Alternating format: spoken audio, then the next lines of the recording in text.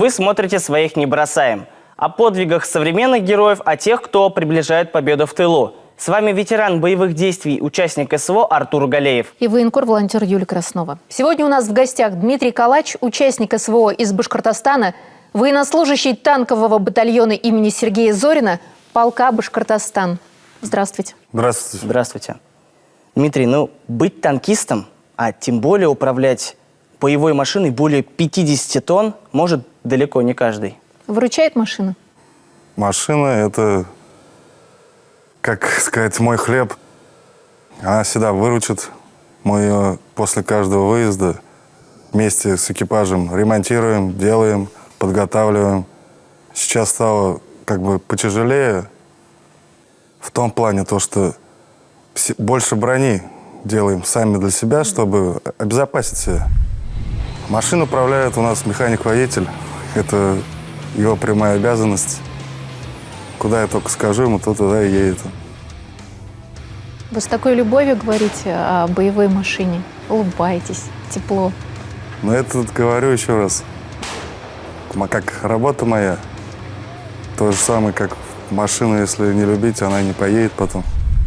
А имя есть у вашей машины? Вот во время Второй мировой войны наши, то есть дедушки, бабушки, кто участвовал в Великой Отечественной войне, они давали имена. Вот, например, БМ-21 «Град» называли «Катюшей». Мы сколько с ребятами хотели. И Сусанин, и много ежик. У нас есть другая машина. Так, короче, название еще и до конца не придумали. С хорошими ребятами служите? У нас со всей Башкирии полностью ребята. Все хорошие, все как бы друг друга понимаем, надежные. Потому что если ты не будешь уверен в товарище, это уже не экипаж, во-первых. Экипаж должен друг друга понимать с полуслова. Ваш командир Андрей Павлович Мигунов из Гафрийского района был удостоен звания Героя России, к сожалению, посмертно. Каким он был? Это был человек очень хороший. Он нас собирал на сборах. Мы начали с Алкина, потом в Самаре, боевое слаженно проходили. Всегда подсказывал, он боевой офицер, прошел Афган. За присвоение ему звания Героя России сам глава Республики Башкортостан лично ходатайствовал перед Верховным главнокомандующим. И отрадно, что в нашей Республике Башкортостан такие смелые, отважные, настоящие герои. Вижу у вас награды. Это медаль за отвагу, крест Луганской Народной Республики, медаль Минигали Шаймуратова и медаль участника СВО. Буквально в мае 2024-го глава Республики Башкортостан вам вручил медаль Минигали Шаймуратова. Как это было? Волнительно наверняка? Да, волнительно было. Это было перед парадом. Вот и видя, в колонном зале вас награждает глава Республики Башкортостан в Уфе. Да, это было 8 мая, перед Днем Победы. Также мы участвовали на параде. Кстати, там на параде заняли 3-е место среди 25 проходящих.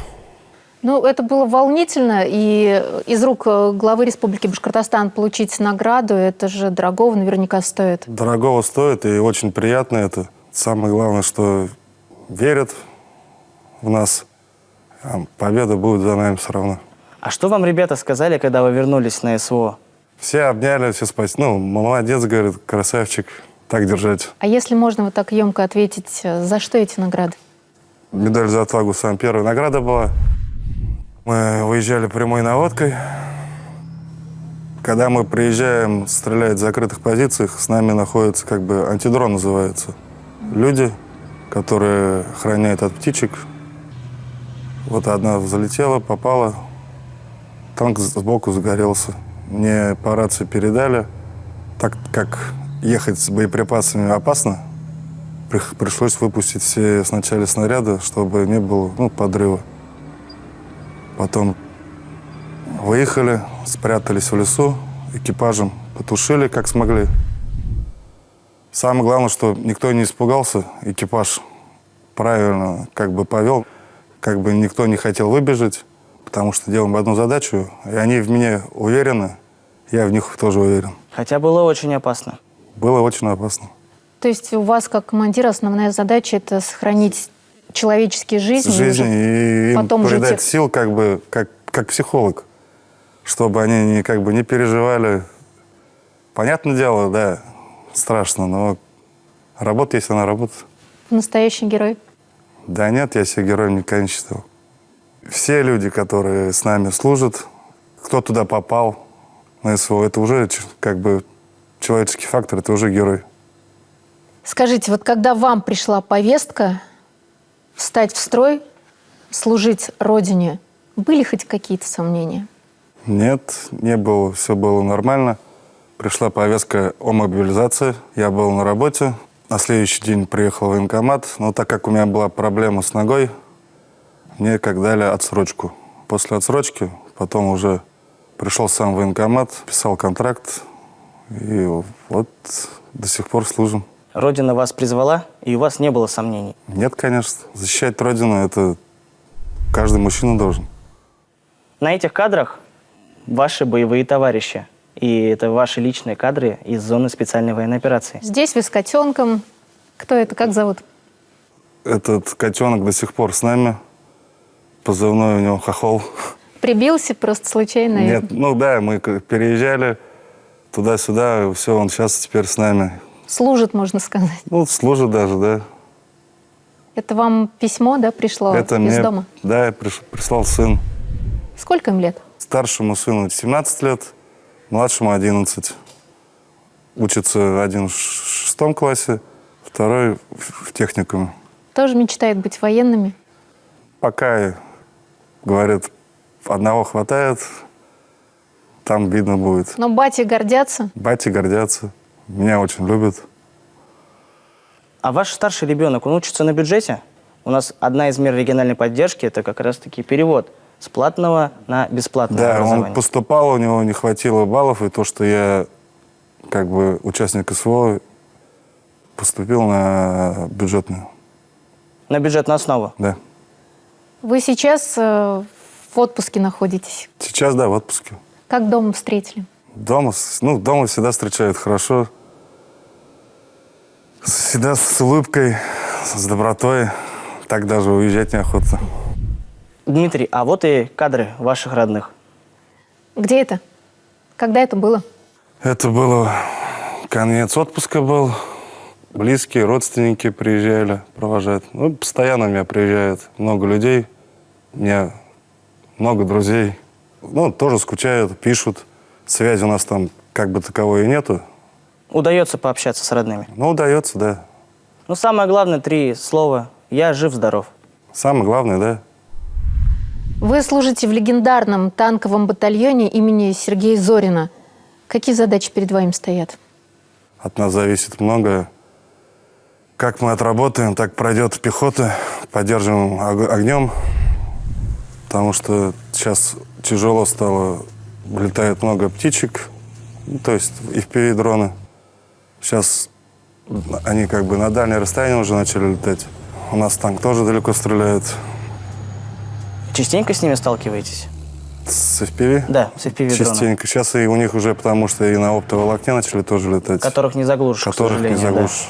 Да. И часто они меняют диапазон, получается. Мы справляемся. Вернемся к семье. Вы с супругой уже почти 20 лет. Семья – тыл? Семья – тыл. А надежный тыл – это уже половина победы. Это совершенно верно. Семья всегда ждет, отправляет бандероли, как посылки, когда что надо. Все доходит. Если не секрет, как супруг зовут? Супругу зовут Наталья. Передавайте привет Наталье. Спасибо, что вот такой надежный тыл у наших бойцов. А с сыновьями о чем говорите? С сыновьями, точно не о войне. Им это не надо знать. Стараемся выйдем, то прогуляемся, где-то что-то им надо купить. Они знают, что я уеду, долго не будет. Где-то что-то помочь, подскажу там. Каждую минуту, наверное, ловит общение с вами, не отпускает от себя. Особенно младший, тоже мамкин любимчик, конечно, но он от меня тоже ни на шаг не отходит, постоянно обнимает, Скучают очень сильно. Но они же понимают, что время такое, что это нужно. Понимают. Ну, уже и взрослые уже. Старшему уже самому скоро, 18 скоро уже. В армию тоже. Ну, это как после учебы. Обязательно тоже пойдет. А вот в эти редкие минуты отпуска удается отследить изменения, которые происходят в столице республики? Может, куда-то выезжаете по районам Республики Башкортостан? Да, очень красиво стало. Так все красиво сделали, набережная. Очень понравилось. В Башкортостане много волонтеров. Кто-то вяжет, даже бабушки и подростки, кто-то сам доставляет гуманитарную помощь. А гуманитарная помощь до вас доходит? Да, вот лично я сам в первый отпуск мне в 2023 году обращался в надежный тыл. У нас не было генератора дизельного. Они это все организовали, сделали. И буквально позапрошлый, где-то полгода назад, опять мне понадобился генератор. Я обратился к ним, они мне также сделали генератор. Бабушки там вяжут и сети. Сети нам очень необходимы. Их много уходит, танки большие, и закрываться надо. Это очень много из жизни спасено. Это маскировка. Защита также. Можно сказать, наши бабушки защищают своими руками наших ребят там, в зоне СВО. И переживают за каждого. Да. Еще и подарки там отправляют. Шоколадку засунут в моссеть, сколько раз было, конфеты. А вы сами из отпуска вернетесь с каким настроем? С боевым. Скажите, а те, кто сейчас думают пойти служить, да, надеть на себя погоны, служить нашему Отечеству, что бы вы могли сказать? Удачи, во-первых, пожелать, самоуверенности, чтобы верили в него родные, близкие. Тогда будет все хорошо. Самое главное, не давать заднюю, что ли. Однозначно будет победа за нами. Это даже не обсуждается. У нас хорошие войска, особенно моя 2-я танковая рота. Она самая боевая. У нас там Каракум, командир роты, самый боевой товарищ. Вместе уже огонь и воду прошли. Так что победа будет за нами, это точно. Передавайте ребятам большой привет. Крепкого вам здоровья. Возвращайтесь живыми, здоровыми. Мы вас будем ждать дома. Спасибо. А мы напоминаем, что сегодня у нас в гостях был участник СВО из Башкортостана. Военнослужащий танкового батальона имени Сергея Зорина, полка Башкортостан Дмитрий Калач. Увидимся через неделю. Победа будет за нами.